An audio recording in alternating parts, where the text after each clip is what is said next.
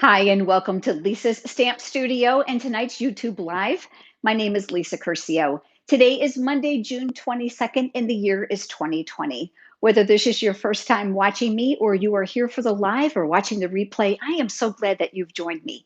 Today's quarter fold card is an easy fun fold card. And as always, I've got lots of tips to share with you. When tonight's video is over, give me a few minutes and I'll come back and I'm going to add a link down in the video description below, which will lead you over to the pictures, cutting dimensions, and the supplies that I've used for tonight's card. Now, I want to preface this. Tonight's card has a very unusual theme unless you're a pet lover, but do not let that deter you because this exact same fun fold can be used for any type of card, changing the stamp sets, the colors, or even the designer series paper. I'm here just to give you some ideas. Make sure you hang with me through the whole video because I have another card that I'm going to be sharing with you towards the end after the demonstration that will be in a different orientation so that you can see it going in both directions. Now, before we get started, I want to go over two housekeeping items with you. The first is if you are here either for the live or watching the replay, you can either chat or read the chat by logging into your YouTube account, which would be your Gmail address. That would be your email address. Secondly, I'd like to introduce you to Megan. Megan's name is here in blue, and she is here to help interact with you and answer your questions. Quite frankly, when I'm stamping, it's very, very difficult to keep up with all the comments. So she's here to help guide you in the direction of some links or questions about specific projects. Please keep in mind, there's one of her and hundreds of you, but she does a fantastic job. So I would like you all to welcome Megan. I think we are ready. What do you say we get started? I'm going to turn the camera down and I'll get you all zoomed in. Here we go. So nice to see so many of you here from all over. Now, give me just a second to kind of zoom you in here. I don't want you too close, but I want you close enough to be able to see. I've got my Stampin' trimmer here. And one of the reasons I absolutely love this product is simply because it has both a scoring and a cutting blade. You're going to notice that the scoring blade navigates up and the cutting blade down out of the way, so you can keep them on the track at the exact same time. The other great feature about this trimmer is this, the extendable arm. Look at this, well past 17 inches here. So you're going to be able to cut and score larger pieces of paper. We're going to do some scoring tonight that extends past here, which is why I've opened this up. And I think you guys can all see. I've got two pieces of cardstock. Please keep in mind that all the cutting and scoring dimensions for tonight's project are going to be below the video description when I'm all done. You've got to give Megan and I a few minutes when we're finished to come back and do that. This first piece is 4¼ by 11. I'm using real red cardstock. I'm going to do two score lines here. Very, very simple, no funky scoring directions. The first one is going to be at 2¾ inch. I love this because there's a straight edge across the top. I can't do anything straight, so this makes sure my cardstock is aligned. These lines are printed right inside the scoring plate. Now, I know you've got some glare here from the studio lights, but there's a protective coating over this. You don't have to worry about these rubbing off over time. So I'm going to line that up at 2¾ inch, and I'm using that light blade for scoring, and we'll score here. Now what we're going to do is we're going to move over to 8¼ inch, which is all the way here on the extended arm portion. Again, lighting it up across the top, and then we'll score one more time. Okay, so that's it for this piece. But this card has another piece to it. And this is your typical card size, 5½ by 8½. And we are going to score at 2⅛ inch from either side. I found that's the easiest way. So I'm going to line this up. I've got 2⅛ inch here. I am going to tell you, I'm teaching you the scoring dimensions because maybe you're a little bit better at scoring than I am. Oftentimes, I'm off by a smidgen. And if you're like me, I'm going to give you a little bit of a tip about this project tonight that's going to make your life a whole lot easier.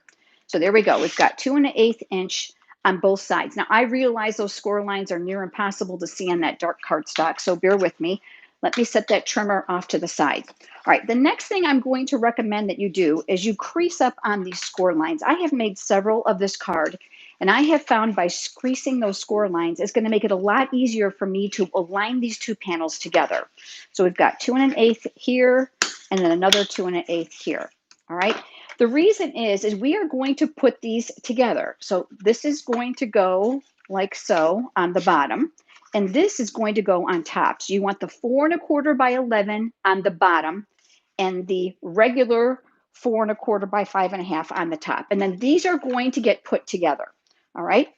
Typically, I'm going to recommend that you use liquid glue because it gives you a little bit of wiggle room.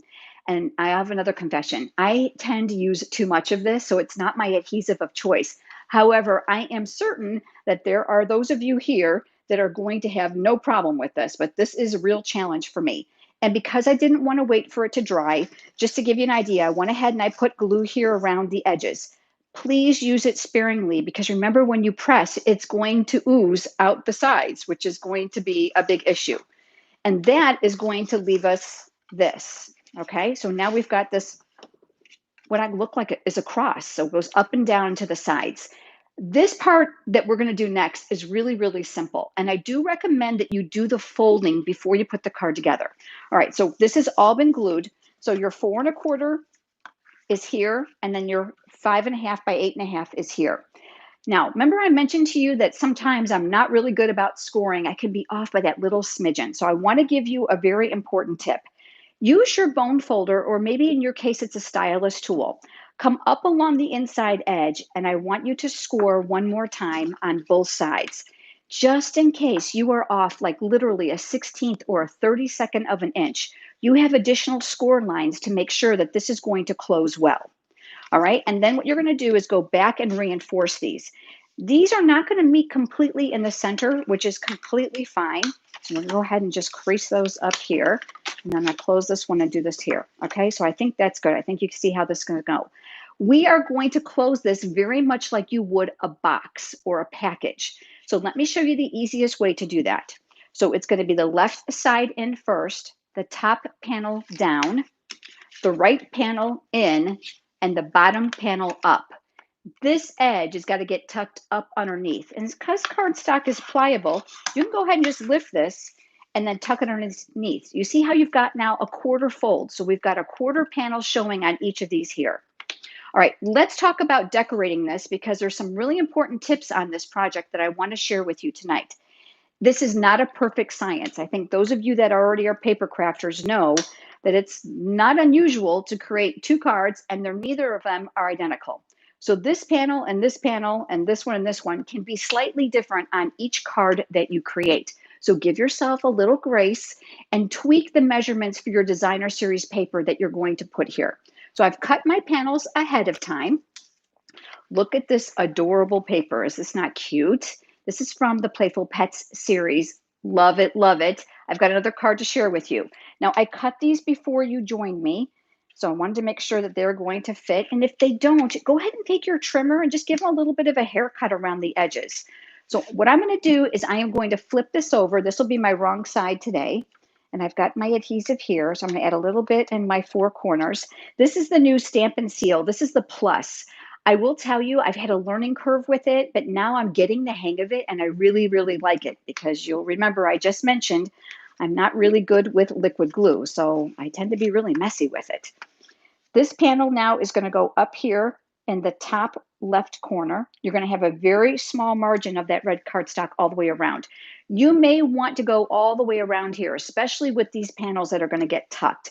I'm just going to go a little bit faster for tonight's live. And then I'll do the same thing now with this one. I'm going to add a little bit more adhesive here. And I like to turn my paper and not turn my hand. Makes it a little bit easier for me. I call that contortionist adhering or stamping. And this one is going to go here. And then we're just going to tack that down, try to get that even.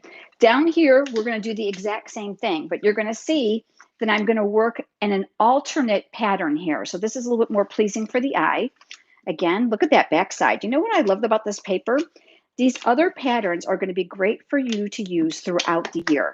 So they're not just themed. The other side is more generic, giving you more options. This paper is adorable, and you're going to be able to find it in the annual catalog.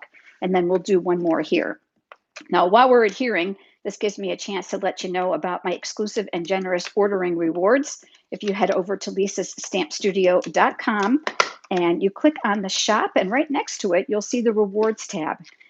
For a $25 product order, you're going to be able to achieve an invitation to a private YouTube event called Live with Lisa, and that's actually coming up this week. All right, so we've got our 4 panels.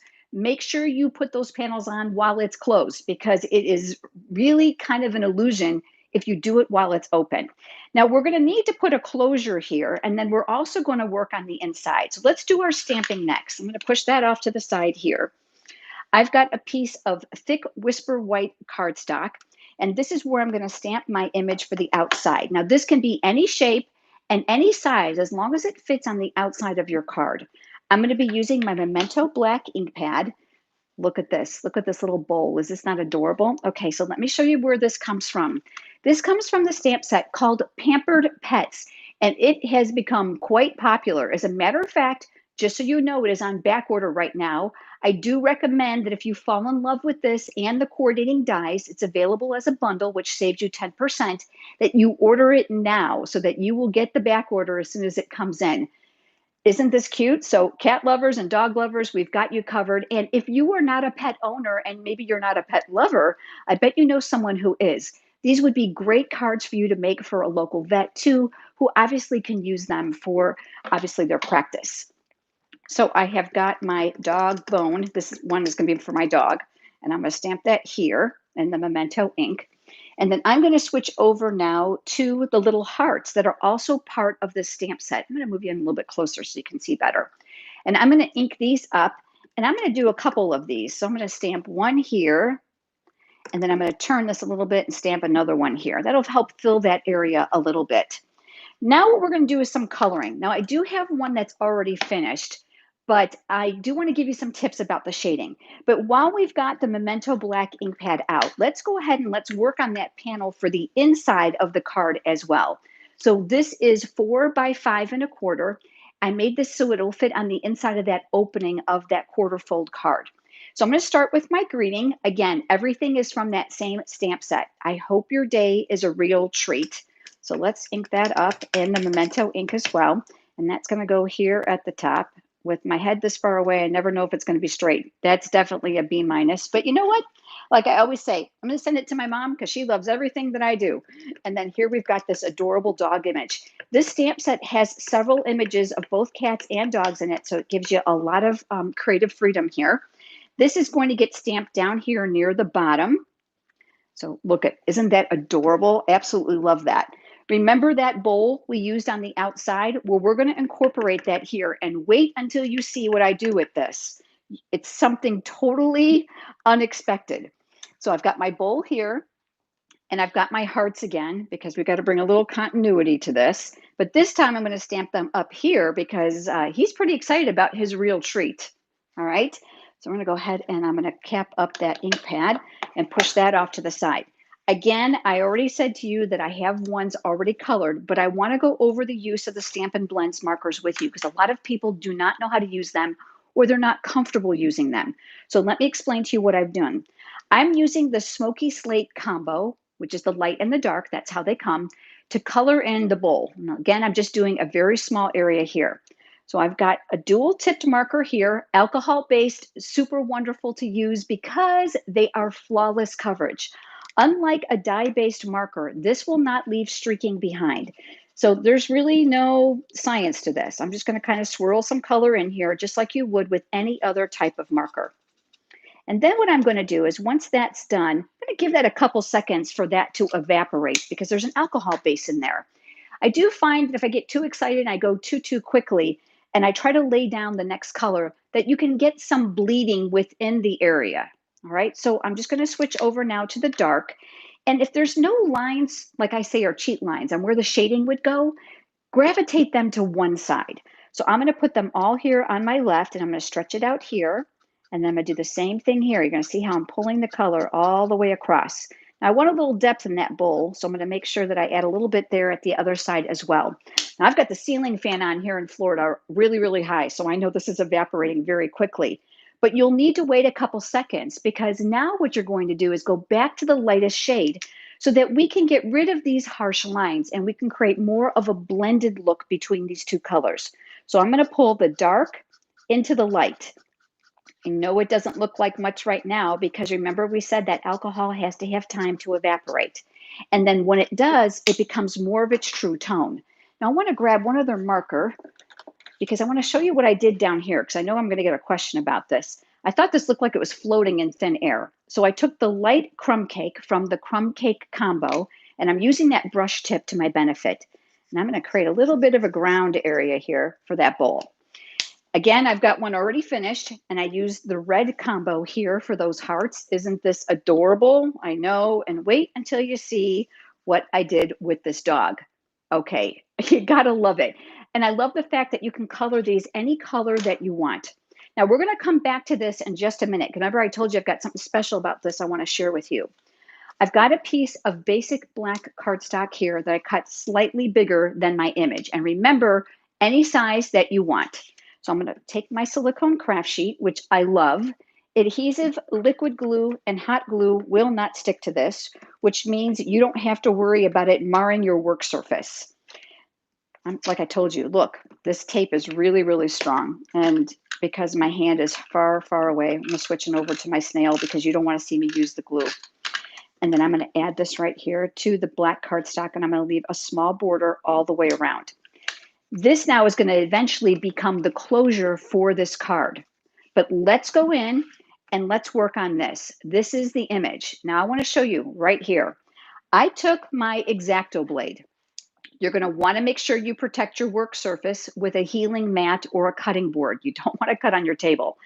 And I actually cut right inside this bowl area right here so that it would have an opening. Now, I know that's probably difficult to see. Let me show you what I mean. All right, let me move you out a little bit so that you can see the whole card.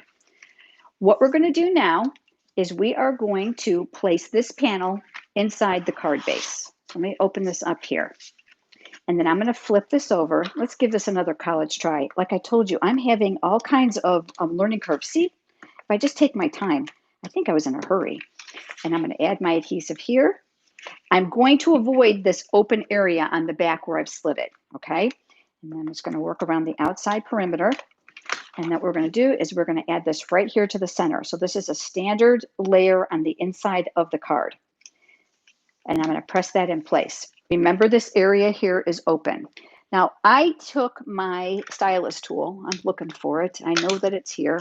And sure enough, because I'm not looking, I'm not going to be able to find it. But I just want to show you.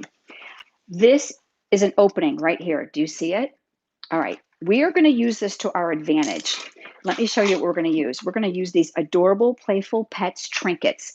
This suite of products also includes these adorable embellishments. So there's a bone and there's also a heart. Remember, I've got another card to share with you. I wanted to use the bone. And naturally, I think, it's pretty intuitive that you could have just hung it from its really cute collar. But I thought, you know what? I want it in here because of the greeting on my card. It's a real treat. So what would be a treat is if you had a bone. So I thought, okay, I know I can do this. Let me see if it's going to work. And it did. So I'm putting a glue dot on the back of this trinket, and I'm pressing that in place. My attempt is to hide this. And on my sample, it worked out perfectly. So I'm going to use my take your pick tool here to lift this up. Look at that. Doesn't it just figure? You ever have an off day when you're crafting and nothing just wants to go right? And this is going to be one of them. All right, you know what? But I'm going to win this battle. Okay, my glue dot's right there. All right, we're good. Now what we're going to do is we are going to slip this underneath here. So let me see if I can do this while you're all watching me. I have one that's already finished. We're going to tuck this down inside and we are going to push. What's going to happen now is that glue dot is going to hold this in place. And I'm just using that take your pick tool attachment to push that down inside. Oh my gosh, is this not adorable? Okay, now let's talk about the closure on this card because that's going to be important. So remember what we said, we're going to go over this again. This is going to go left side in, top side down, right side in, bottom up. This one tucks. This is one of the reasons you want to put the designer series paper on first before you close the card. Here is the outside panel. But remember, you have to unbox this quarter fold in order to get to the inside. So what you're going to want to do is put a dimensional right here. So I've got one of my dimensionals here. I'm going to work up here in the upper right-hand corner. If you're worried about stability, you can go ahead and you can use two by placing another one down here. I'm going to take off those paper backing. So I've got one here and one here. And then I'm going to place this here in the center. You don't want anything impeding in this area. And then what's going to happen is they're going to open up the card to get this on the inside. Is this not adorable? Okay, but here is the next best thing about this. This is a fun way for you to give a gift card. So maybe this is going to a grandson or a nephew or someone who's a dog lover, and you want to throw in a birthday gift card. You can go ahead and throw it inside. Because of the closure of this card is another great way for you to present a gift card to them without having to worry about it falling out of the actual gift card itself. All right, so now let me show you the other card that I made. This is for our cat lovers out there. And again, you're going to see it has a different orientation. So instead of it going portrait, this one is going horizontal. This is the exact same stamp set, the exact same designer series paper. So there's lots of options here. Just like before, this is going to open up. I use the same greeting, but do you see what I did here this time? I colored in the cat. This is that brand new cinnamon cider color. Isn't that gorgeous? We've got a treat toy here, and I've added the embellishment right here to the inside. Now, I do have a confession to make.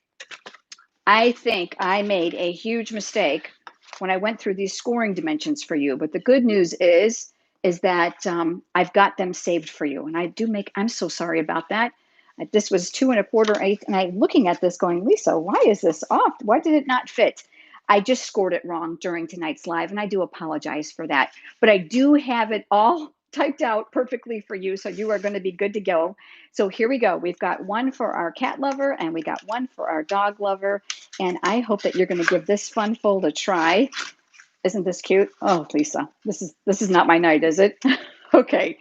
I want to share a couple things with you before we go. Remember, down in the video description below, let me tell you about a stamping opportunity that's coming up that I want to share with you. Let me turn that camera around. Oh boy. All right, for those of you that do not know, I'm going to share this with you now. Outside of the perimeter of this room, it is completely vacant in my house. We are in the process of moving, and I am in between boxes and renovating another house and stamping. And this is my sanity time. But tonight, I made a couple mistakes, and I just ask for your forgiveness with that. I'm going to be back again with you live next week on Monday, which is the 29th of June. But I want to share with you a little bit about the next online retreat. This is a stamping and paper crafting retreat, and it's called the Creative 8 Team Online Stamping Retreat, and it's going to be on July 11th. It is a fantastic full day of inspiration. There are lots and lots of tutorials for you, as well as videos throughout the day. We're going to start at 10 o'clock in the morning. We're going to go well until 10 o'clock at night. There's a tutorial with numerous samples for every single presentation during this live event. Now, while it's held on Facebook, please do not let that deter you. Because if you're not on Facebook, we can certainly send you the videos and the tutorials via email once the event is over. It's $45 for the entire day. You're going to walk away with more ideas than when you know what to do with. There's going to be fun folds, gift card holders, layout ideas, 3D projects, so much more. We're going to be using all kinds of fun products. The great thing is the tutorials are going to give you all the cutting dimensions and the pictures so that you can stamp at your own pace at home. There's no intimidation with trying to keep up with the videos. But the interaction on this Facebook group, if you are on Facebook, is wonderful and social. In addition to that, there's lots of prize patrols, so that I hope that you'll join us.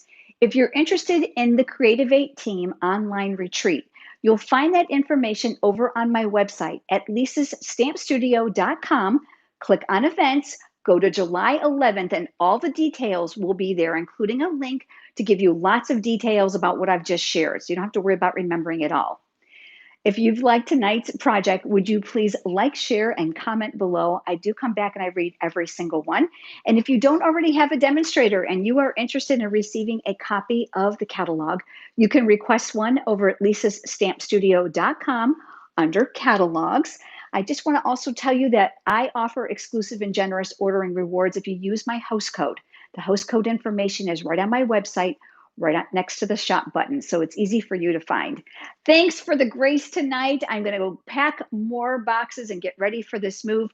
I am excited. Within the next few weeks, I'm going to be over in a brand new home with a revised stamp studio to share with you. In the meantime, we will be here in a nearly empty room outside of your camera view. And thank you again for your patience. I look forward to having you join me again Monday, June 29th at 8 p.m. Eastern Time. Make sure you subscribe so that you don't miss that project. I hope you all have a wonderful evening. Thanks, Megan, for all your hard work. Have a great night.